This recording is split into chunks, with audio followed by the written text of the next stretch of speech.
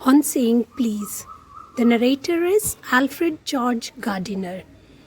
ये जो एक पर्टिकुलर आपको राइटअप दिया हुआ है ये अल्फ्रेड जॉर्ज गार्डिनर ने लिखा हुआ है। इसमें उन्होंने ज़िंदगी की जो भी मूल्य है, जो अहम मूल्य है और जो आपके अच्छे मैनर्स है उसके ऊपर ज़्यादा स्ट्रेस दिया हुआ है, जैसे शिष्टाचार हो गए, नैतिकता हो गई। और इससे इस पूरे एटमॉस्फेयर में, ये पूरे हमारी दुनिया में क्या फ़र्क पड़ता है और इसके विरुद्ध असभ्यता का हमारी ज़िंदगी में क्या असर होता है उसके बारे में उन्होंने बहुत अच्छे से वर्णन किया है। तो अभी लेसन की शुरुआत करते हैं। The young liftman in a city office who threw a passenger out of his lift the other morning and was fined for the offence was undoubtedly in the wrong. यहाँ पे ये कहते हैं कि एक लिफ्टमैन था जो लिफ्ट चलाता है, उसने क्या किया, जो उसका पैसेंजर था जो लिफ्ट में बैठने के लिए आया था उसको बाहर निकाल के बाहर धकेल दिया। और उसके धकेलने के कारण ये जो लिफ्टमैन है उसको उसकी गलती के लिए सज़ा दी गई। अब ये लेखक कहते हैं कि मैं इससे पूरी तरह सहमत हूँ कि उसे उसके लिए गलती के लिए उसको फ़ाइन किया गया। It was a question of please. ये सारा क्यों हुआ, इस सब की जड़ क्या थी? तो सिर्फ एक छोटा सा शब्द प्लीज़। तो जो कंप्लेनेंट था, अब कंप्लेनेंट कौन होगा? जो पैसेंजर बैठने के लिए आया था। तो उसने कहा टॉप, मतलब उसे लिफ्ट से ऊपर की ओर जाना था। तो लिफ्टमैन को क्या चाहिए था कि उसने सिर्फ ऊपर नहीं कह के उसके साथ उसे प्लीज़ ये वर्ड भी जोड़ देना चाहिए था। लेकिन वो पैसेंजर नहीं माना, उसने उसको पूरी तरह से धिक्कार दिया। अब इसने जो उसकी मना कर दिया प्लीज़ बोलने के लिए, तो हमारे जो लिफ्टमैन है उसको गुस्सा आ गया और उसने क्या किया, जो पैसेंजर है उसको बाहर धकेल दिया, उसको ऊपर तक लेके नहीं गया। उसका क्या इंस्ट्रक्शन था कि मुझे ऊपर लेके जाओ, वो तो नहीं किया, ऊपर से उसको लिफ्ट के बाहर निकाल दिया। This of course was carrying a comment on manner too far. इसका मतलब क्या होता है कि ये जो है ये एक धब्बा था अच्छे मैनर्स के ऊपर, ये एक टिप्पणी थी, ये एक टिक्का टाइप था। मतलब ये बराबर चीज़ नहीं थी, ये आपके मैनर्स नहीं होते हैं। Discourtesy is not a legal offence and it does not. इसका मतलब क्या होता है कि डिसकर्टसी का मतलब असभ्यता। असभ्यता ये कोई कानूनन आप कह सकते हैं जुल्म नहीं है। इसका मतलब क्या हो गया कि discourtesy is not a legal offence, मतलब जो असभ्यता है ये कोई कानूनन जुल्म नहीं है। Excuse assault and battery. इसका मतलब क्या होता है कि असभ्यता अगर कोई करता है, असभ्य वर्तन आपके साथ कोई करता है, तो इसका मतलब आप उसको ऐसे नहीं कर सकते, मारना है या किसी के ऊपर आक्रमण करना, किसी को हार्म करना, किसी को दुख पहुंचाना, ये आप उसके बदले में नहीं कर सकते। If a burglar breaks into my house, इसका मतलब अगर कोई चोर मेरे घर के अंदर घुस जाता है और मैं उसे एक भूसा ठोक देता हूँ तो जो कानून है वो मुझे छोड़ देगा।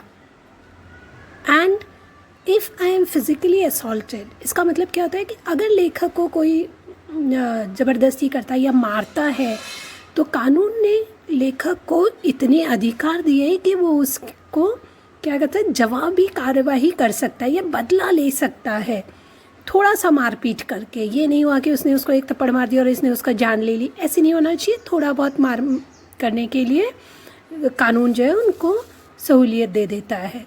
It does this because the burglar and my असेलेंट have broken quite definite commands of the law. ये क्यों लेखक को अधिकार दिया जाता है? क्योंकि उन्होंने कानून, जो सामने वाला इंसान है, जो चोर और जिसने लेखक पे हमला किया था, उन दोनों ने कानून तोड़ा है। But no legal system could attempt to legislate against bad manners. इसका मतलब होता है कि कोई भी कानून जो है वो कोई कानून या कोई लॉ नहीं बना सकता कि अगर आप अच्छा बर्ताव नहीं कर रहे हो, अच्छे तौर तरीके से नहीं बिहेव करते हो, तो आपको कोई कानूनन सज़ा दे सकता है। और could sanction the use of violence against something which it does not itself recognize as a legally punishable offense। तो अगर आपका जो बर्ताव है वो अच्छा नहीं है तो कानून ये इजाज़त नहीं देता है कि आप इसके अगेंस्ट में कोई एक्शन ले लो, क्योंकि कानून खुद ये जो गैर वर्तन है, जो असभ्यता है या जो आपके शिष्टाचार अच्छे नहीं है, तो उसको एक गलत, या हम नहीं कह सकते कि एक पनिशमेंट की तरह समझता है। and our sympathy with the liftman, we must admit that the law is reasonable. भले ही हमारी पूरी की पूरी सहानुभूति जो है वो उस लिफ्टमैन के साथ है, लेकिन हम ये नहीं कह सकते कि कानून ने गलत किया है, कानून ने उचित ही किया है. It would never do if we were at liberty to box people's ears because we did not like their behavior or the tone of their voices or the scowl of their faces. देखिए यहाँ पे लेखक क्या कहने की कोशिश करता है कि अगर हम कहते हैं कि कानून ने बराबर नहीं किया, इसका मतलब अगर कानून ने वो लिफ्ट वाले को छोड़ दिया होता तो क्या करते कि हमें भी उन्होंने आज़ादी दी रहती. तो अगर हमको गुस्सा आता किसी पे, हमें आज़ादी दी है तो हम किसी को भी ठोक देते, किसी को भी हम कह सकते बुक्की मार सकते थे. टू बॉक्स पीपल्स ईयर्स, किसी के कान के नीचे खींच देते, क्योंकि सिर्फ इसलिए कि हमें उनका जो बिहेवियर है, उनकी जो हम कह सकते जो जिस तरीके से उन्होंने मुझसे बिहेव किया वो मुझे पसंद नहीं आता, तो मैं किसी के भी कान के नीचे खींच के लगा देता. और the tone of their voices, वो कैसे बोल रहे हैं, अगर मुझे उनका टोन पसंद नहीं आया या फिर उनके चेहरे का हाव भाव मुझे पसंद नहीं आया तो मैं उसके कान के नीचे खींच के मार सकता हूँ. इसका मतलब क्या होता है कि हमारे हाथ जब भी देखो एकदम से कभी भी आराम से नहीं बैठ सकते, उनको कुछ तो भी हलचल चाहिए. यहाँ पे लेखक कहने की कोशिश करता है कि किसी न किसी को बजाना, किसी न किसी को मारना, ये अगर मेरे हाथ को मंजूर है और मुझे पूरी आज़ादी दी है कानून ने, तो क्या हो जाएगा कि हर जगह पे खून ही खून बिखरा होता.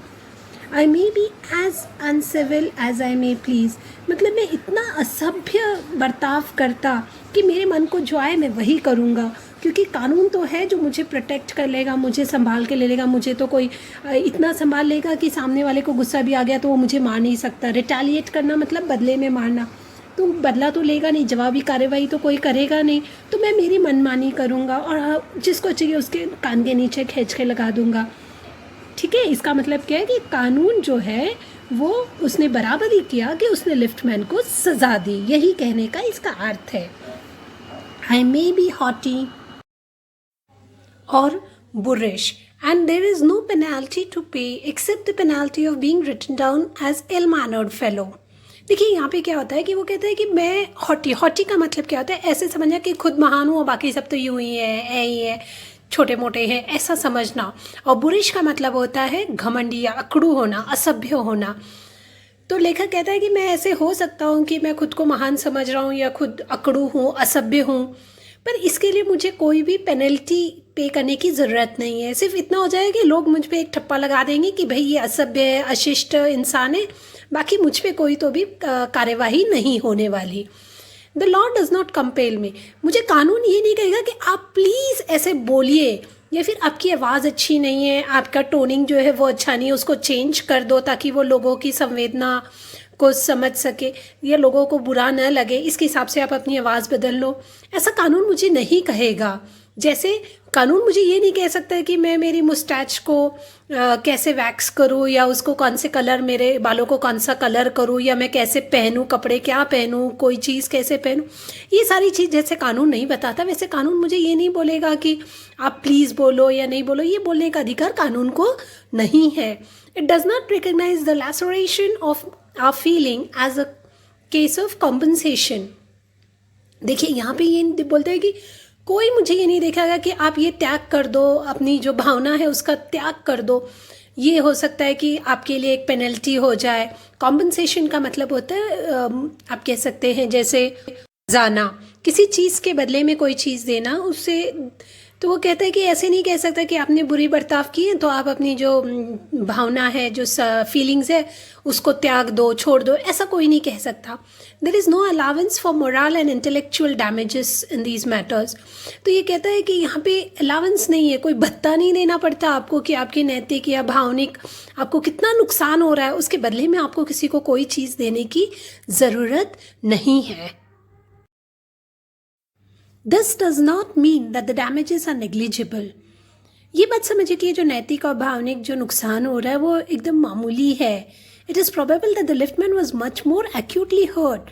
इसका ये मतलब होता है कि वो जो लिफ्टमैन था उसको बहुत ज़्यादा दर्द हुआ था, बहुत ज़्यादा उसको दिल को लग गई थी.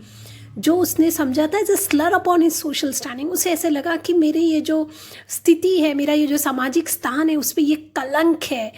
Then he would have been if he had a kick on his shins. अगर उसके पैर की, देखिए शिन का मतलब होता है पैर के आगे की जो नली, अगर उस पर किसी ने उसको मारा होता तो उसे इतना बुरा नहीं लगा होता जितना उसको अभी उसको लग रहा है। क्योंकि अगर उसके नली को, मतलब पैर की जो आगे की नली है उसको अगर किसी ने किक किया रहता, मारा रहता, तो उसको कानूनन उसका मुआवजा मिल गया होता। और उसकी जो दर्द है, the pain of a kick on the शिन्स, मतलब जो पैर दुखता उसका, अगर किसी ने उसके पैर पे मारा होता तो वो तो क्षण दो क्षण के बाद निकल गया रहता, वो ख़त्म हो गया रहता। पर आज जो उसके अहम को जो ठेस पहुंची है, उससे उसका पूरा का पूरा दिन जो है वो ख़राब हो गया था।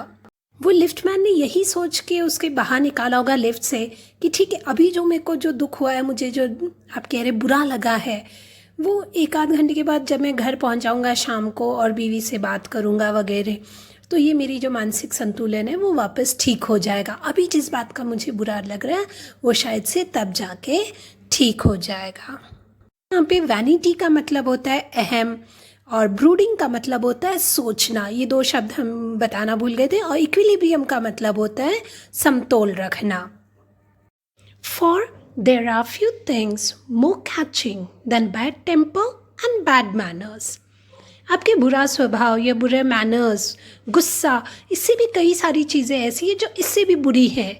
जैसे हम कह सकते हैं सर एंथनी एब्सोल्यूट जो था, उसने क्या किया, अपने कैप्टन एब्सोल्यूट को जाके धमकाया या उसके ऊपर रौब जमाया। अब ये कैप्टन एब्सोल्यूट जाता है और धमकाता है उसके नौकर को, फैग नीचे जाता है और जो उसका पेज बॉय है उसको धमकाता है या उसको लात मारता है। अब ये पेज बॉय का मतलब नौकर, जो सामान लाने ले जाने के लिए रखा जाता है नौकर, उसको। इसका मतलब क्या हो गया, एक दूसरे को जाके अपना गुस्सा दूसरे सामने वाले के ऊपर निकालते रहते हैं। Probably the man who said top to the liftman. अभी देखिए लेखक यहाँ पे उसकी जैसे लिंक लगाने की कोशिश करता है। वो कहता है कि वो जो लिफ्टमैन था जिसने कहा टॉप, उसको क्यों गुस्सा आया होगा, क्योंकि उसका जो एम्प्लॉयर है, उसका जो मालिक है, उसने उसको रिटर्न में गुड मॉर्निंग नहीं बोला होगा। मतलब हमारे जो पैसेंजर है उसने अपने मालिक को गुड मॉर्निंग बोला होगा और ये जो बॉस है उसने वापस उसको गुड मॉर्निंग रिटर्न में नहीं बोला, तो उसको गुस्सा आया ये पैसेंजर को, ठीक है।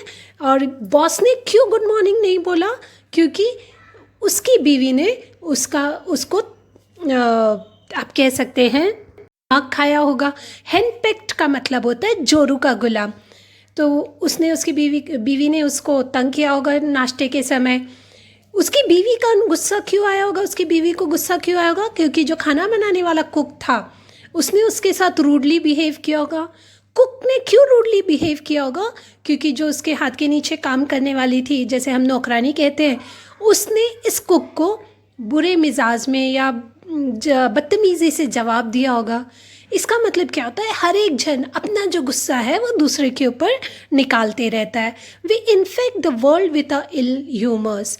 देखिए यहाँ पे कहते हैं कि जो हमारे जो बुरी चीज़ें हैं, जो हमारे अंदर बुरी शक्ति है, वो उससे हम पूरी दुनिया को बुरा करते रहते हैं। इसका मतलब अगर आज हमारा मूड ठीक नहीं है तो हम सामने वाले के ऊपर अपना गुस्सा निकाल लेते हैं, वो आगे जाके निकालता है। इसका मतलब ये एक ऐसा आप कह सकते हैं रोग है जो पूरी तरह से फैलते रहता है, बुराई फैलती रहती है। Bad manners probably do more to poison the stream of the general life than all the crimes in the calendar. यहाँ पे देखिए, यहाँ पे क्या कहते हैं कि बुरी आदत शायद से एक इंसान की आम जिंदगी में इतना जहर भर देती है जितना सारे जुल्म जिसका जिक्र जुल्म की किताब में है वो भी नहीं कर सकते हैं। For one wife who gets a black eye, black eye का मतलब किसी को ठूसा मार दो और उसका फिर काला नीला जैसे आँख हो जाता है, तो वो one wife who gets a black eye from an otherwise good nature husband.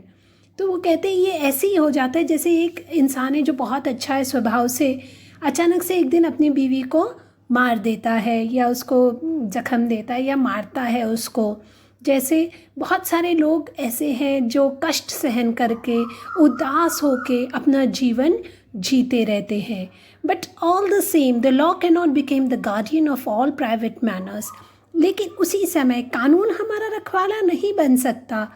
ईश्वर के जो 10 आदेश हैं वो भी इन गलतियों को अपने में समा नहीं सकते, और ना ही कोई कोर्ट या कानून हमारी नैतिकता को, हमारे बोलने, परेशानियां, हमारा मूड, हमारे शिष्टाचार को नियंत्रित कर सकते हैं।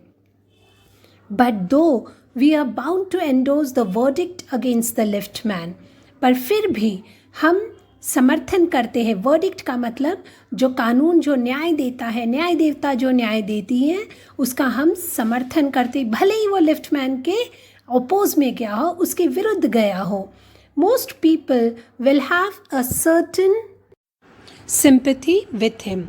इसका मतलब क्या हो गया कि भले ही हम समर्थन करें कि जो लॉ ने उसको, जो लिफ्टमैन है उसको पनिश किया, पर कुछ लोग ऐसे होंगे जिनका उसके प्रति सॉफ्ट कॉर्नर होगा।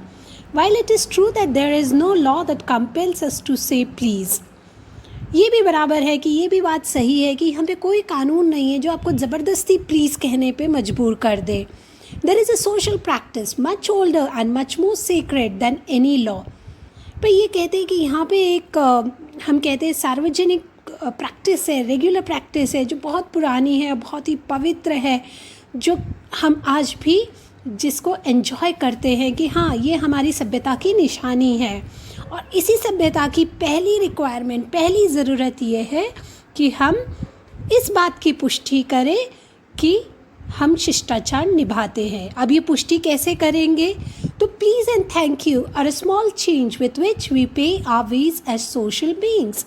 तो हमें प्लीज़ और थैंक यू जहाँ पे हो सके वहाँ पे उसका यूज़ करना चाहिए। They are the little courtesies by which we keep the machine of life oiled and running sweetly। ये वो दो वस्तु है, दो शब्द है जिससे हमारे जो हम कह सकते हैं छोटे छोटे से शिष्टाचार है, जिससे हमारी ज़िंदगी की जो मशीन है वो बहुत ही स्मूथली और प्यारी रीति से चलती रहती है। They put our intercourse upon the basis of a friendly cooperation।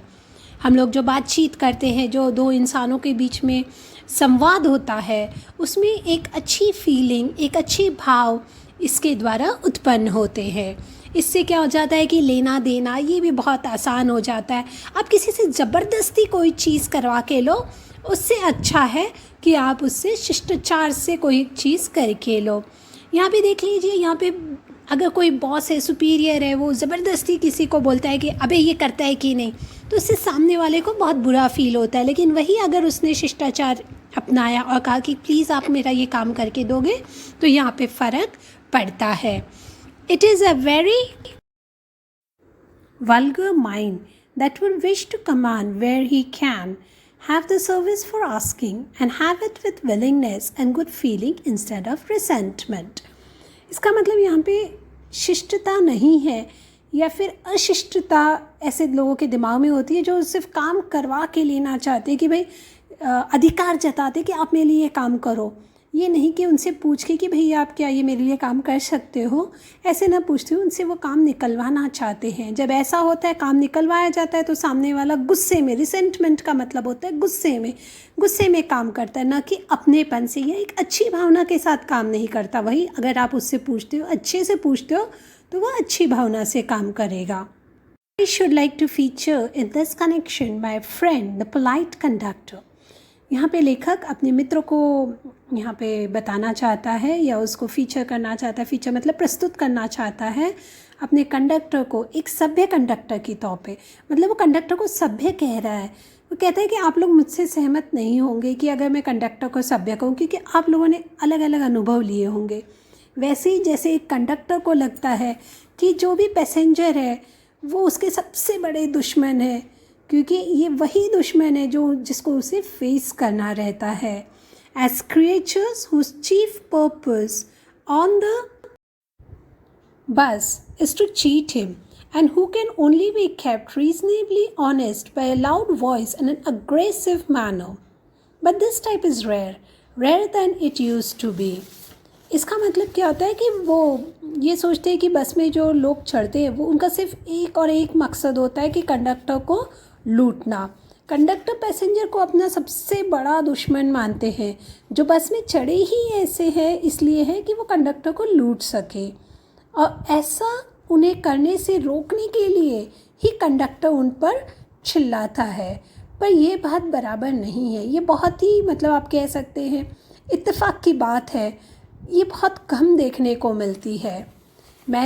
लेखक कहते हैं, मैं तो सोचता हूँ कि पब्लिक को अंडरग्राउंड रेलवे कंपनी, ये जो अंडरग्राउंड रेलवे कंपनी है, ये उस कंपनी का नाम है जो बस चलाते हैं। ओके, तो लेखक सोचते हैं कि हम सबको अंडरग्राउंड रेलवे कंपनी जो बस चलाती है उनका एहसान मानना चाहिए, उनको शुक्रिया मानना चाहिए, उनको शुक्रिया कहना चाहिए कि वे अपने कामगारों को एक ऐसे शिष्टाचार का पालन करने को कहते हैं और देखते हैं कि वो कंडक्टर उस शिष्टाचार का पालन करे।